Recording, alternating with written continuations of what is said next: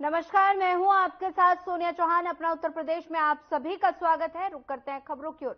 लोकसभा चुनाव में जीत के बाद प्रधानमंत्री नरेंद्र मोदी अपने तीसरे कार्यकाल के दौरान पहले विदेश दौरे पर G7 शिखर सम्मेलन में हिस्सा उन्होंने लिया और साथ ही 3 दिवसीय G7 शिखर सम्मेलन इटली के एपुलिया में आयोजित किया जा रहा है। और वहीं हमारे चैनल हेड ब्रिजमोहन सिंह रघुवंशी भी इटली पहुंचे हैं, जहां उन्होंने समिट में पत्रकारों के लिए चर्चा की व्यवस्था पर खास चर्चा की। ये मीडिया सेंटर जहाँ पे इंटरनेशनल मीडिया सेंटर है इस देश में, ये जो G7 हो रहा है, G7 समिट यहाँ पे जिस तरह से यहाँ पे आए हुए डिप्लोमैट्स जो यहाँ पे राष्ट्राध्यक्ष उनके लिए सुरक्षा है। मैं दिखाना चाहता हूँ अपने दर्शकों को जिस तरह से मीडिया जर्नलिस्ट यहाँ पे आता है उसकी प्रॉपर तरीके से सुरक्षा होती है। सारे बैग चेक किए जाते हैं उसके यहाँ पे, उसके बाद उसको यहाँ से एंट्री मिलती है। ये हम सबकी सुरक्षा का सवाल है। आप देखिए यहाँ इतने सारे पुलिसकर्मी भी हैं यहाँ पे जो सुरक्षा के लिए, हम सबकी सुरक्षा के लिए खड़े, क्योंकि जितने भी पत्रकार यहाँ पे आ रहे हैं, पूरे विश्व के पत्रकार यहाँ पे आ रहे हैं, तो उन सबके लिए यहाँ पे इंटरव्यू से पहले उनको बकायदा सिक्योरिटी चेक इन कराना पड़ता है। और ये सिक्योरिटी चेक इन आप देख सकते हैं कि हम सबके लिए है। और ये यहाँ जो आए हुए जो फॉरेन जर्नलिस्ट हैं, ये इन सभी जर्नलिस्टों की जो है उनकी सुरक्षा का जो सवाल है वो कहीं ना कहीं हमारे लिए सबसे ज्यादा उपयोगी यहाँ के आए हुए सभी। आप देख सकते हैं हम इस समय इटली के बारी शहर में हैं और जैसे कि आपको पता है कि अब आज तीसरा दिन है G7 समिट का और आखिरी दिन भी है। हालांकि तमाम देशों के जो राष्ट्राध्यक्ष हैं, जिसमें हमारे आदरणीय प्रधानमंत्री श्री नरेंद्र मोदी, वो भी कल मध्य रात्रि को भारत चले गए हैं। तो आज हम जब, जैसे मैंने आपको कल दिखाया कि रात को कल हमें कितना समय हो गया था और हम कितना लेट पहुंच रहे हैं, और लेट होने पर ये भी होता है कि हमारी जो बस यहाँ से टिकट है वो तक हमसे छूट जाती है, तो फिर हमने वहाँ पे इटालियन जर्नलिस्ट के साथ हमने चीजें की थी। इसलिए आपने देखा कि उसके बाद से हमें किसी तरह से हम घर पहुंचे, लेकिन अब सुबह वापस हम अपने काम पे जा रहे हैं। आप देखिए ये है बस सर्विस यहाँ इटली की, ये सरकारी बस है और हमें ये पास दिया गया है जिसके चलते हम इस पास से हम बस में सफर कर सकते हैं। और ये पास जितने भी पूरे लोग आए हुए हैं पूरे विश्व से G7 समिट को कवर करने के लिए, उन सबको दिया गया। आप देखिए, मैं चाहूंगा कि हमारी जो सहयोगी है वो कृपया एक बार दिखाएं एंथम की किस तरह से यहाँ पे ये पूरा बस का स्टैंड है। ये यहाँ पे बारी सेंटर आप देख सकते हैं कि ये यहाँ पे आप ये देखिए, ये बस स्टेशन है यहाँ पे और ये सुबह सुबह यहाँ पे हर मिनट में बस आती है। लेकिन एक सबसे अच्छी बात यहाँ पे व्यवस्थित देखिए आप, यहाँ पे लोग कितने व्यवस्थित हैं यहाँ पे। ये भी आप देखिए, लोग अपने आप से कोई भीड़ नहीं है और अब बस चलने वाली है। मैं आपको दिखाना चाहता हूँ कि बस चल रही है यहाँ से। एक यहाँ ड्राइवर, यहाँ पे लोग अपने आप से जब आते हैं तो आइए आपको बताते चले कि टिकट का सिस्टम क्या होता है। टिकट पे आप देख सकते हैं कि ये टिकट लगाते हैं और जिनको भी टिकट चाहिए होता है वो यहाँ से अपना ये अपना लगा करके जो टिकट होता है या कॉइन आप जो भी देखेंगे, इसको हम लोग अपने साथ में ये यहाँ पे लोग करते हैं और टिकट को इस तरह से यहाँ पे ऐसा कुछ ईमानदारी है। इससे जैसे आप देख सकते हैं कि कई बार कुछ देशों में तमाम ऐसे लोग होते हैं अपने टिकट नहीं भी लेते बैठ जाते हैं, लेकिन यहाँ पे ऐसी चीजें नहीं है। अब ये लोग इस समय चौराहे पे रुके हैं और हम लोग सीधे पे चलेंगे। मैं चाहूंगा कि इसके साथ में आपको नजारे भी दिखाते हुए चलेंगे।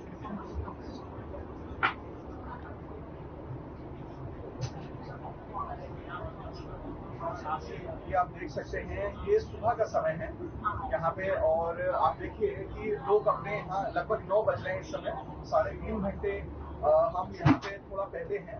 इटली बारी के शहर है और उसके बाद से आप देखिए कि सुबह लोग अपने यहाँ पे गंतव्य जाने के लिए किस तरह से तैयार रहते हैं। या अर्ली मॉर्निंग अगर हम उनको बोलते हैं कि जो जल्दी जग जाते हैं, तो यहाँ पे लोग जो है अपने अपने गंतव्य की, ये जिस जगह से भी हम लोग चल रहे हैं ये यहाँ यूनिवर्सिटी का इलाका है, यहाँ स्टूडेंट्स भी पढ़ते हैं। और आप देखिए कि मैं चाहूंगा कि थोड़ा सा आप इधर से दिखाएं कि लेफ्ट में और राइट में किस प्रकार से यहाँ पे जो गलियां हैं तो आप वो भी आप देखते हुए चलिए कि किस तरह से अभी दुकानें यहाँ पे खुल रही हैं। और देखिए आपको दूसरा यहाँ पे आपको पार्क दिखाते हुए चल रहे हैं। ये यहाँ के पार्क हैं, खूबसूरत आप पार्क देख सकते हैं।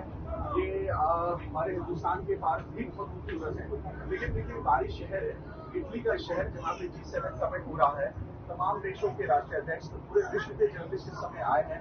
हमें भी ये सौभाग्य इस बार मिला हमारे को हमको कवर करने के लिए।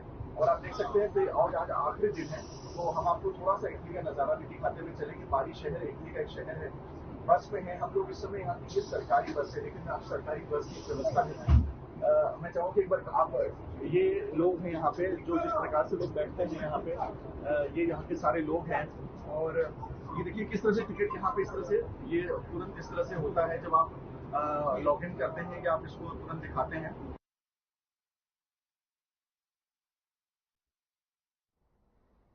G7 को कवर करने के लिए इटली पहुंची हमारी टीम की हेड सपना चारण। उन्होंने कहा भारत एक खास भूमिका में यहां मौजूद है और आगे उन्होंने क्या कुछ कहा आइए आपको सुनाते हैं और इसी बातचीत में क्या कुछ कहा सुनाते हैं। जैसा कि अभी आप ठीक मेरे पीछे देख सकते हैं, ये एक्सक्लूसिव फोटोग्राफ्स हैं प्रधानमंत्री की। उनकी पहला दौरा है। नरेंद्र मोदी जी इटली में यहाँ पर आए हैं और आप देख सकते हैं वो सारे डेलीगेशंस के साथ यहाँ मौजूद हैं। भारत यहाँ एक खास भूमिका में मौजूद है। भारत को ये स्थान मिला है क्योंकि इटली के साथ भारत के बहुत ही अच्छे संबंध हैं। इस तौर पर आपको बता दें कि G7 में भारत जो है वो नहीं है, 7 कंट्रीज में भारत नहीं है, लेकिन आप देख सकते हैं। आपको बता दें कि साधना चैनल यहाँ पर कवरेज के लिए पहुँचा है, खास तौर पर इस कार्यक्रम को कवर करने के लिए पहुँचा है। ये एक्सक्लूसिव फुटेज है जो आप इस समय देख रहे हैं।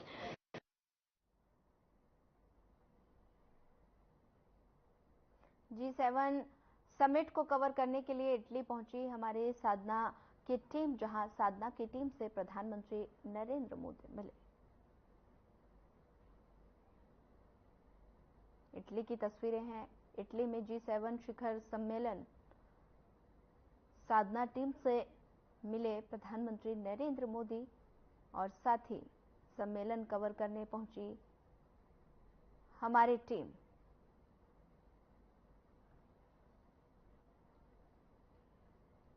प्रधानमंत्री नरेंद्र मोदी 50वें G7 समिट के लिए इटली में हैं और साथ ही इस मौके पर उन्होंने कहा कि टेक्नोलॉजी मनुष्य को चांद तक ले जाने का साहस देती है, मगर साइबर सिक्योरिटी जैसी चुनौतियां भी पैदा करती हैं। पीएम मोदी ने आगे कहा कि हमें ये मिलकर सुनिश्चित करना होगा कि समाज के हर तबके तक इसका क्या लाभ पहुंचे और साथ ही उन्होंने कहा कि हमें टेक्नोलॉजी के अधिकार को सर्वाधिकार में बदलना होगा और हमें इसे रचनात्मक बनाना होगा, ना कि विनाशकारी, और साथ ही हम एक बेहतर समाज बना पाएंगे। एआई को लेकर भी पीएम मोदी ने कहा कि भारत एआई के लिए राष्ट्रीय नीति बनाने वाले कुछ देशों में शामिल है। इसके लिए हमने एआई मिशन भी लॉन्च किया है। इसका मूल मंत्र एआई फॉर ऑल है। और पीएम मोदी ने शुक्रवार को इटली के प्रधानमंत्री जॉर्जिया मेलोनी के अलावा फ्रांस के राष्ट्रपति और ब्रिटेन के पीएम ऋषि सुनक और वेटिकन सिटी के प्रमुख पोप फ्रांसिस से भी मिले और समिट में मोदी और यूक्रेन के राष्ट्रपति वोलोदिमीर जेलेंस्की से भी बातचीत की गई और साथ ही इस दौरान दोनों नेता गले मिले और इसके बाद द्विपक्षीय बैठक हुई। G7 समिट में पीएम मोदी ने की शिरकत और साथ ही तकनीक को रचनात्मक बनाना होगा, ये प्रधानमंत्री नरेंद्र मोदी ने कहा।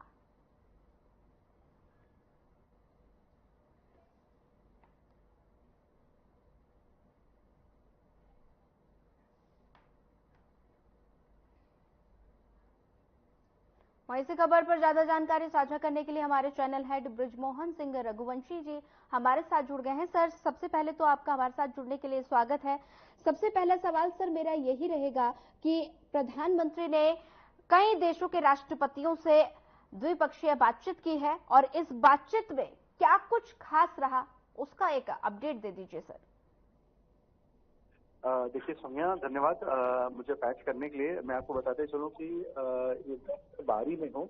लगभग 11:10 का समय यहाँ पे हो रहा है इस समय, और जो लगभग 3.5 घंटे आप समझ सकते हैं कि हमारे देश से ये पहले हो जाता है समय जी। और अभी हम लोग इस समय रास्ते में हैं। जितने भी जो फॉरेन जर्नलिस्ट यहाँ पे हैं और यहाँ के जो जर्नलिस्ट हैं, हम सबको यहाँ पे G7 समिट का जो आयोजन स्थल है वहाँ पे हम जा रहे हैं और वहाँ पे लगभग 1:30 बजे यहाँ के समयानुसार यानी आपके समय अनुसार वो लगभग 5 बजे के आसपास जो है हमारे 4 बजे के आसपास जो है लगभग हिंदुस्तानी समय के अनुसार वहाँ प्रेस कॉन्फ्रेंस होने जा रही है। यहाँ के प्रधानमंत्री जो है वो प्रधानमंत्री जॉर्जिया वो यहाँ का प्रेस कॉन्फ्रेंस करेंगे और 3 दिनों में क्या G7 समिट में जो वार्ता हुई है सभी देशों के साथ, खासतौर से जो देश बुलाए गए थे, जो G7 के सदस्य हैं, उसके अलावा जो देश जो इसमें आए थे, सम्मिलित हुए थे, उनके साथ क्या वार्ता हुई वो उसको विस्तार पूर्वक बताएंगे। उससे पहले मैं आपको बताता चलूं, क्योंकि प्रधानमंत्री नरेंद्र मोदी जी कल यहाँ से मध्य रात्रि में वो यहाँ से चले गए। देखिए, ये हमारे देश के प्रधानमंत्री की अलौकिकता, हम इसको आपसे बात करेंगे। ये अलौकिकता इसलिए है कि अन्य देशों के जो प्रधानमंत्री राष्ट्रपति यहाँ पे आए तो वो यहाँ पे लगभग 1 से 2 दिन वार्ता और उनकी बैठकें होती हैं, लेकिन वो जैसे कि हमारे कल्चर है यूरोपियन कंट्री का कि वो यहाँ पे यहाँ के नज़ारों को देखते हैं, वो यहाँ के स्वाद को लेते हैं, तमाम वो अपने क्योंकि वो थोड़े एक अलग मिजाज की यूरोपियन कंट्री की सोच होती है। लेकिन जैसे मैंने आपको बताया कि तीसरा कार्यकाल ग्रहण करने के बाद से आदरणीय प्रधानमंत्री नरेंद्र मोदी जी की ये पहली विदेश यात्रा थी और बहुत बेहतरीन वार्ताएं इनकी हुई हैं तमाम देशों के साथ। जिसमें आपको बताते चलूं, फ्रांस के राष्ट्रपति के साथ इनकी वार्ता हुई है, कल इनकी बैठक हुई थी, क्योंकि आते ही सबसे पहले मैंने आपसे जैसे कल भी अपने फोनों में कहा था कि वो काम पर लग गए हैं और काम करते ही कल वो निकल भी गए यहाँ से भारत के लिए। पहली मुलाकात उनकी फ्रांस के राष्ट्रपति के साथ होती है, दूसरी मुलाकात उनकी यूनाइटेड किंगडम के प्रधानमंत्री जी के साथ होती है। हालांकि मैं आपको बताते चलूं कि प्रधानमंत्री इस समय जो यूके के हैं वो कार्यकारी प्रधानमंत्री हैं और वहाँ पे अगले 1 से 1.5 महीने में चुनाव भी होने जा रहा है। उसके अलावा जो सबसे मुख्य बैठक यहाँ के प्रधानमंत्री जॉर्जिया के साथ उनकी होती है तो उसमें 3 बड़े मुद्दों पर बातचीत हुई है। सबसे पहला एक तो हायर एजुकेशन को लेकर बात हुई है।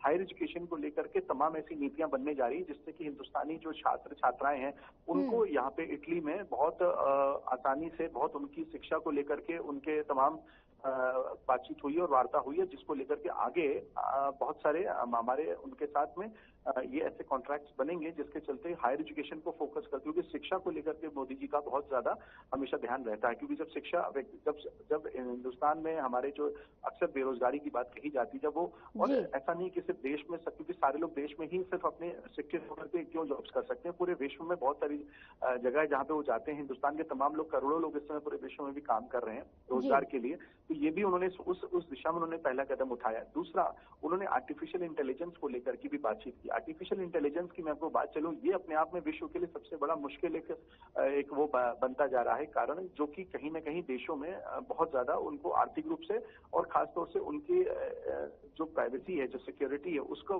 लैप्स होने की बड़ी चांसेस रहते हैं। उस पर भी यहाँ बातचीत हुई और एआई को लेकर के उन्होंने चर्चा की।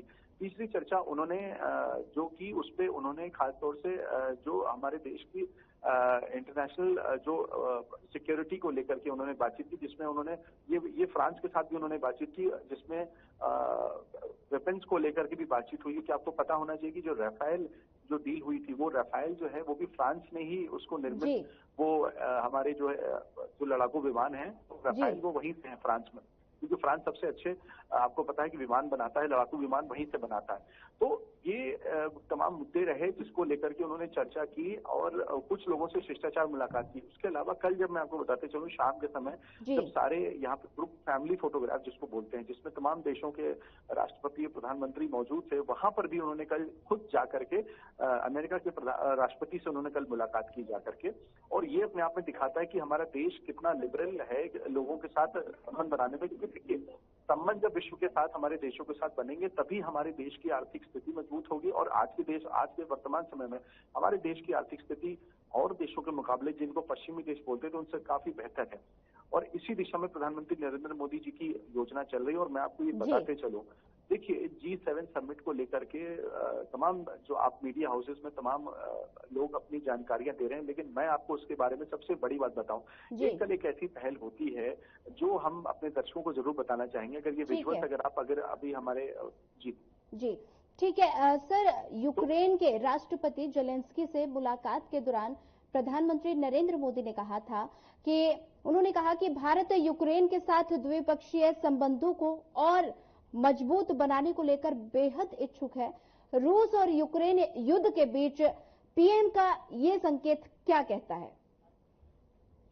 देखिए, मैं आपको एक बात बताऊं सोनिया, क्या है कि हमारे देश के जो प्रधानमंत्री हैं वो इस समय विश्व गुरु हम उन्हें कहते हैं, हमारे देश में तमाम उनके भारतीय जनता पार्टी के लोग उनको बोलते हैं, लेकिन मैं एक चीज बताऊं, वो विश्व मित्र जरूर है। हमारे प्रधानमंत्री जी विश्व मित्र हैं, क्योंकि इस समय जितने भी देश, मैं आपको बताते चलूं, जो इस दुनिया में इस समय तमाम अपने अपने क्षेत्रों में, चाहे अभी आपने हाल ही में इजराइल और फिलिस्तीन का आपने झगड़ा सुना था, वहां पे जो वॉर हुई थी, उसके अलावा अभी पश्चिमी देशों में भी खासतौर से अगर हम बात करें, यहाँ पे इसमें यूरोपियन देशों की अगर हम बात करें तो यूक्रेन और रशिया के कितना जबरदस्त वॉर यहाँ पे हुई है। और उसके बावजूद लेकिन जितने भी देश वो भले आपस में लड़े, लेकिन उन सबके साथ जो मैत्री, इवन मैं आपको बताऊं कि ईरान के साथ जो है, जहाँ पे विश्व के तमाम ऐसे देश हैं, जो ये कंट्रीज में मैं नाम ले रहा हूँ जिनसे पूरे विश्व के सभी देशों ने उनसे बहुत दूरी बना रखी हुई है। लेकिन हमारे प्रधानमंत्री जी का जिस प्रकार से व्यवहार है और उनकी हमारी जो फॉरेन पॉलिसीज है, जिसमें मैं निश्चित रूप से मैं अपने देश के फॉरेन मिनिस्टर एस जयशंकर जी का नाम जरूर अंकित करना चाहूंगा। और उसके साथ में जो हमारी जो प्राइम मिनिस्टर की जो एडवाइजर्स की टीम है, जिसमें अजीत डोभाल साहब का भी नाम प्रमुखता से मैं लेना चाहता हूँ। ये जो उनकी टीम है, जो उनके पास, और खासतौर से विनय जी जो हमारे फॉरेन सेक्रेटरी हैं, मैं आपको बताऊं, हमारे पास इस समय जो फॉरेन जो टीम है, खासतौर से फॉरेन मिनिस्ट्री की जो एक्सटर्नल मिनिस्ट्री की टीम है, और प्राइम मिनिस्टर ऑफिस में जिस प्रकार से जो लोग जुड़ रहे हैं, वो हमारे देश के रिश्ते पूरे विश्व में बहुत बेहतर बनाते जा रहे हैं। और जहां पे आप यूक्रेन की बात करें, देखिए हिंदुस्तान इकलौता ऐसा देश है जो कि यूक्रेन के साथ भी उसके उतने अच्छे संबंध हैं जितने उसके संबंध रशिया के साथ है। आपको पता है कि पुतिन और मोदी जी की मुलाकात कितनी बार हो चुकी है, और पुतिन सबसे पहले जिस दिन जब आदरणीय प्रधानमंत्री जी शपथ ग्रहण लेते हैं, उस समय पहले जो सबसे पहले राष्ट्रपति जिन्होंने उनको फोन करके उनको बधाई दी, वो पुतिन थे। रशिया के राष्ट्रपति ने उनको बधाई दिया कि तीसरी बार प्रधानमंत्री बनने के लिए। और मैं आपको बताते चलूं, पूरे विश्व में ये बहुत रेयरेस्ट में से रेयर ऐसा देश हमारा हो चुका है जो लगातार तीसरी बार प्रधानमंत्री बन रहे हैं, अपने कार्यकाल को पूरा कर रहे हैं। तो इसलिए हमारे प्रधानमंत्री जी के व्यक्तिगत और जो रिश्ते हैं, जिसको हम अपने देश के प्रति जो सबके साथ जो रिश्ते बन रहे हैं, वो बहुत ही बेहतरीन बन रहे हैं। और यूक्रेन के राष्ट्रपति के साथ उन्होंने ये बात जरूर उन्होंने की, जिससे उन्होंने उस देश में जो उनकी जो दिक्कतें हैं खासतौर से, और यूक्रेन के साथ जो भारत के रिश्ते पहले थे वो आगे भी रहेंगे। लेकिन मैं आपको एक बात बताऊं, जिस प्रकार की दो देशों के युद्ध में भारत कभी भी इस तरह से इसमें कभी नहीं पड़ता है। जैसे चाइना की आदत है, मैं आपको बताऊं कि वो उसकी आदत यह है कि अगर हिंदुस्तान पाकिस्तान में अगर जब भी कोई युद्ध की स्थिति होती है, स्थितियां खराब होती हैं, तो वो पाकिस्तान को सपोर्ट करने चला जाता है। लेकिन हमारे देश में ऐसा, हमारे देश की नीति ऐसी नहीं। हमारे देश की नीति इस प्रकार की है कि अगर दो देशों में लड़ाई हो रही तो दोनों देशों के साथ हम उनके साथ मधुरता से पेश आते हैं, और दोनों देशों में जो उनको भारत की तरफ से जो मदद होती है वो उन्हें दी जाती है। और वही प्रधानमंत्री नरेंद्र मोदी जी ने भी किया कल बातचीत करके। जी ठीक है सर, एक और सवाल है मेरा, मिले जुले से सवाल है सर। इटली के प्रधानमंत्री से प्रधानमंत्री नरेंद्र मोदी की मुलाकात हुई, और इस दौरान क्या कुछ खास रहा? और प्रधानमंत्री नरेंद्र मोदी और इटली के प्रधानमंत्री की तस्वीरें इस वक्त सोशल मीडिया पर छाई हुई हैं, कैसे देखते हैं इनको? और क्या इन तस्वीरों के जरिए भारत और इटली के बेहतर रिश्तों की झलक दर्शाती है? क्या लगता है सर? मैं सुनिए, आपको एक बहुत ही प्रैक्टिकल एग्जांपल देना चाहता हूं। मैं आपको बताऊं कि हम जब से हम यहाँ 3 दिनों से यहाँ पे हैं, तीसरा दिन है आज हमारा। मैं सिर्फ इटली की प्रधानमंत्री की बात नहीं करूंगा। इटली और भारत की जो संबंध है वो इतने अब बेहतरीन हो चुके हैं। मैं आपको बताऊं, यहाँ पे तमाम विश्व के जर्नलिस्ट आए हुए हैं, लेकिन मैं जो ट्रीटमेंट देख रहा हूँ अपने हिंदुस्तानी हमारे जर्नलिस्ट के साथ में, वो अपने आप में अभूतपूर्व है।